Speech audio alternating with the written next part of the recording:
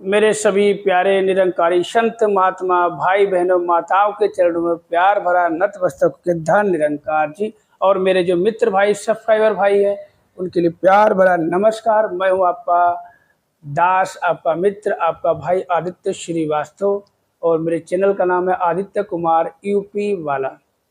तो आज बहुत ही अच्छा एक दृष्टांत सामने आया है। मैं ज़्यादा समय नहीं लूँगा, छोटा सा दृष्टांत है कि और ये जो भी दृष्टांत सुनेगा, सुनने के बाद मन गदगद हो जाएगा, दिल झूमने लग जाएगा, नाचने लग जाएगा। इतना अच्छा दृष्टांत आया है सदगुरु माता जी का कि किस तरह से माता जी ने एक जो कहते हैं एक हरदेव बाड़ी के शब्द हैं उनको किस तरह से हम संत महात्माओं को समझाया है। पूरा दृष्टांत जो पूरी तरह से व्याख्या करके हमें किस तरह से हम संतों को संबोधित किया। और जिन्होंने ये सब सुने हैं वो तो गदगद हुए थे, और जिन्होंने नहीं सुन पाए अब सुन लेना। तो वीडियो पूरा देखना, जो भी वीडियो देख रहा है पूरा देखना। अच्छा लगे लाइक करना, कमेंट करके ज़रूर अपनी गलती बताना, हमारी जो गलती हो जाए, भूल हो जाए बख्श देना, और शेयर करना। और जो पहली बार देख रहे हैं सब्सक्राइब जरूर करना। तो ऐसे वचन कल ही वीडियो बनाने के बाद अक्सर यही अब आप जी के आशीर्वाद से और कहते हैं आपके सहयोग से अब तो एक यही है कि किताब पढ़ने का, कभी किताबें तो ढेर सारी लेके रखी थी, कभी पढ़ने का कोई वही नहीं। कहते माता जी की कृपा से, सतगुरु की कृपा से, निरंकार की कृपा से, आप सभी संत महात्माओं के आशीर्वाद से संजोग बनता है। ऐसा संजोग बनाया कि अब किताबों में ही बस ढूंढता रहता हूँ कुछ ना कुछ। और आप जी लोग भी थोड़ा सा देखो, सुनते हैं, पढ़ते हैं, समझते हैं, अच्छा लगता है कि यही नहीं कि मैं किताब में अच्छा पढ़ता हूँ, मेरे साथ कोई घटना घट गई मैं आप जी को बताता हूँ तो आप भी उससे मतलब प्रेरित होते। हम जो आपके सामने कुछ भी दृष्टांत माता जी का या सदगुरु बाबा हरदेव जी का या शबिंदर माता जी का, किसी का भी दृष्टांत सामने हम रखते हैं, कुछ पिछले जो सत्संग का जो भी वचन हमारे सामने आते रखते हैं आपके सामने, आप भी उनसे प्रेरित होते हैं। आप वीडियो को देखते हो अच्छे से, मुझे सब समझ आता है, लाइक भी करते हो, बहुत अच्छा लगता है। क्योंकि हमें आप जी का साथ चाहिए, प्यार चाहिए, आशीर्वाद चाहिए। तो चलते ज़्यादा समय ना खर्च करते हुए वो दृष्टांत आपके सामने लाता हूँ। ये ज़्यादा पुरानी बात तो नहीं है, मगर ये वचन जो माता जी के वचन हैं, किस तरह से हरदेव वाणी के वो शब्द माता जी ने हमें पूरी तरह से ऐसे समझाया कि सुनने के बाद तो मुझे पूरा भरोसा है कि मन गदगद हो जाएगा। और जो भी पहली बार देख रहा है हमारे निरंकारी संत महात्मा चैनल को सब्सक्राइब जरूर करें, हमें भी खुशी मिलेगी, हौसला बढ़ेगा। हौसला बढ़ाने वाले आप ही भी हो, आप जी हो। सब कुछ करण करावन हार तो सब कुछ तेरे पास, सब कुछ आप जी। तो चले वीडियो को शुरू करते हैं। हरदेव बाड़ी के शब्द में मन की अवस्था की बात हो रही है। ब्रह्म ज्ञान प्राप्त करके जब हमें रमे राम का पता चल जाता है और ये एहसास हो जाता है कि ये परमात्मा घट घट में मौजूद है, तो सारी द्वेष भावनाएं समाप्त हो जाती हैं। जब हम अपने मन में इस निरंकार के एहसास को टिका लेंगे तो हमारा जीवन अवश्य सुखदायी हो जाएगा और हम स्थिरता के साथ जीवन का आनंद ले पाएंगे। परमात्मा को मन में बसाने के लिए मन रूपी बर्तन को विश्वास के सहारे साफ रखना भी बहुत जरूरी है, तभी हम मंजिल को प्राप्त कर पाएंगे। देखो कितना अच्छा दृष्टांत माता जी ने एक लाइन को कितनी अच्छी सी हमें व्याख्या करके पूरी तरह से हर तरह से हमें समझाया। आगे, जिस मन में संसार बसा है वो मन ठोकर खाएगा। आगे हुजूर फरमाते हैं, अब दूसरी तरफ बात की जा रही है कि मन के पास चॉइस, विकल्प है कि हम उसमें क्या बसाना चाहते हैं, इस संसार को या निरंकार को। देखो हुजूर कितनी अच्छी बात कह रहे हैं। संसार तो डामाडोल करता है और ये क्षण भंगुर और अस्थिर भी है। इसमें हर पल बेचैनी है और ये हर पल मन में उथल पुथल करता रहता है। हमें इस संसार में रहकर भी इसका असर ग्रहण नहीं करना, क्योंकि अगर माया की पट्टी आंखों पर बांध ली तो ठोकर ही खाएंगे और स्वयं को बार बार माया रूपी दलदल में गिराते रहेंगे। अगर हम उदाहरण देखें तो कारपेट का तो सभी जानते हैं, जो बिस्तर, देखो माता जी कितने अच्छे उदाहरण से हमें समझाने की कोशिश कर रही है और कितने समझाया। और ये आपको बता देता हूँ, अभी ये जो है इटावा उत्तर प्रदेश 3 दिसंबर 2019 का है समागम का ये वचन माता जी ने वहाँ ये फरमाए थे। तो कारपेट कालीन हमेशा हमारे पाँव के नीचे रहता है। देखो कितना अच्छा दृष्टांत माता जी ने हमें बहुत अच्छे तरीके सहज भाव से हमें समझाने की कोशिश की है। उसे हम सिर पर उठाकर नहीं चलते।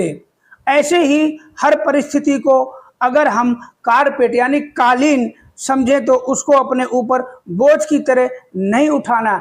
अगर पैरों के नीचे रखेंगे तो चलना आसान होगा। संसार में हमने हर कार्य करना है, पढ़ाई लिखाई भी करनी है, काम काज भी करना है, लेकिन सब कार्य करते हुए आध्यात्मिकता को धारण करके रखना है। निरंकार को याद रखते हुए ही पार उतरा जा सकता है। देखो कितनी अच्छी बात बताई है हमें। एक कारपेट की बात एक उदाहरण देके हमें बहुत ही सहज भाव से सदगुरु माता सुदीक्षा जी महाराज ने समझाया है। और अगर हम ना समझ पाए तो हम ना समझ हैं। आगे, किश्ती पानी में रहे तो मिलता उसे किनारा है। देखो कितना अच्छा शब्द आया है संपूर्ण हरदेववाणी का, और हुजूर ने हमें किस तरह से सहज भाव में हमें समझाया। यहाँ उदाहरण एक किश्ती का दिया जा रहा है कि किश्ती नदी में एक छोर से दूसरे छोर तक पानी के सहारे ही पहुंचती है। ये दो छोर मृत्यु और जीवन के रूप में है। हमें भी परमात्मा का सहारा लेकर विश्वास और भक्ति से इस यात्रा को तय करना है। जीवन में कैसी भी परिस्थितियां हो, निरंकार के सहारे हमने स्थिर रहना है। आगे क्या कहते हैं, किश्ती में पानी आए तो खतरे का इशारा है। आगे हुजूर फरमाते हैं, जब इसके विपरीत परिस्थिति हो जाती है और किश्ती में सुराख हो जाए तो पानी उसके अंदर आ जाता है। देखो किस सहज भाव से समझा रहे हैं। और अगर हम बिल्कुल ना समझ है तो हम बिल्कुल समझ नहीं पाएंगे। बहुत ही कोई भी समझ जाएगा और कोई भी अपने जहन में उतार लेगा। तो पानी उसके अंदर आ जाता है जो किश्ती के डूबने का कारण बन जाता है। ऐसे ही जब इस संसार की माया का प्रभाव हमारे मन पर होने लगे और हम निरंकार को भूलने लगे तो फिर ये हमारे डूबने का कारण बन जाता है। मन में कर्ता भाव और अहंकार आ जाता है। हम दूसरों को छोटा मानकर उनके साथ बुरा व्यवहार करने लग जाते हैं। कबीर जी ने भी यही कहा कि हमें सांसारिक पदार्थों का अभिमान नहीं करना, क्योंकि जब तक हम नाव में बैठे हैं किसी भी पल कुछ भी हो सकता है। देखो कितने अच्छे ढंग से कहते हैं ना कि बहुत ही, ये कोई कठिन भाषा नहीं, बहुत ही सरल भाषा में और सहज भाव से हमें समझाया। और हम तो कहेंगे कि हो सकता है आप संत महात्मा, हमसे बहुत बड़े संत महात्मा, हम तो कुछ नहीं, आप जी के बच्चे हैं। आप जी से जो सिखलाई मिली है तो उसी हिसाब से आपके सामने कुछ अपने भाव में कई बार हमसे भूल भुलैया ना हो जाए, इसलिए कोशिश करते हैं। कोई हमारे साथ घटना घटती है तो हम आपके सामने शेयर करते हैं। बाकी तो इसी में कोई ना कोई दृष्टांत ढूंढता हूँ और आपके सामने शेयर करता हूँ। अब कैसा लगता है तो वो तो आप जी हमें ज़रूर बता ही देते हैं। बहुत अच्छा लगता है, आप जी देखते हैं वीडियो, ऐसे ही सहारा देते रहेंगे, आशीर्वाद देते रहेंगे तो इस दास का, आपके बच्चे का हौसला बुलंद होता जाएगा, आगे बढ़ता जाएगा। आगे बढ़ता नहीं जाएगा, आगे बढ़ाने वाले आप ही हो। तो आगे, चाह अगर है भव सागर से जीवन नैया पार हो। अगर चाह है कि हमें इस भव सागर से नैया पार हो तो आगे हुजूर क्या समझाते हैं, मनुष्य का मन तो चाहता है कि वो भव सागर से पार हो, पर उसे सॉल्यूशन यानी हल नहीं पता होता। युगों युगों से संत इसका सॉल्यूशन यही समझाते आ रहे हैं कि हम परमात्मा के अंग संग दर्शन कर लें। एक जागृत और भक्तिमय जीवन से ही हम सच्ची मंजिल की ओर बढ़ सकते हैं। आगे क्या है, रहना इस संसार में लेकिन मन में ना संसार हो। आगे हुजूर कैसे समझाते हैं, यहाँ फिर उसी बात का जिक्र हो रहा है कि हमें अपनी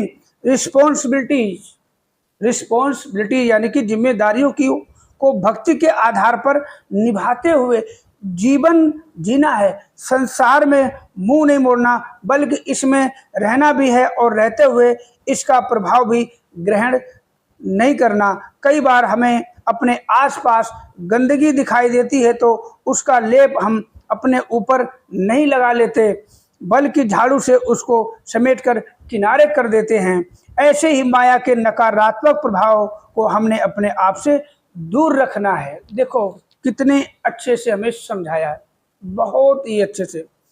हर एक लाइन का, हर एक जो शब्द है उसको किस तरह से माता जी ने हमें पूरे सहज अवस्था में समझाया, बहुत ही प्यार से समझाया। कोई भी समझ लेगा, जो सत्संग जाता है, जो नहीं जाता है, जो हमारे मिशन से बाहर है, दुनियावी लोग, वो भी समझ जाएगा।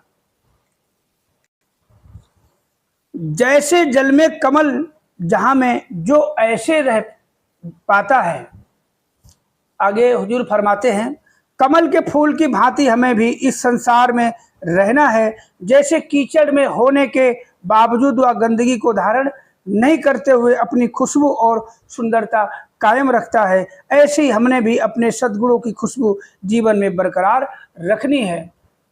कि बात वही है, हमें सब समझाया। सदगुरु बाबा हरदेव जी भी यही कहते थे अक्सर कि काम सारे करने हैं, घर में करने हैं, बच्चों के लिए करना, जो अपना क्रियाकलाप, जो दिनचर्या है वो सब कुछ करना है। ये काम करते हुए भक्ति करनी है, इसके लिए कोई अलग से समय नहीं निकालना है, मगर सत्संग के लिए थोड़ा समय निकालना पड़ेगा। बाकी इसमें देखो बहुत अच्छे तरीके से माता जी ने हमें समझा दिया है।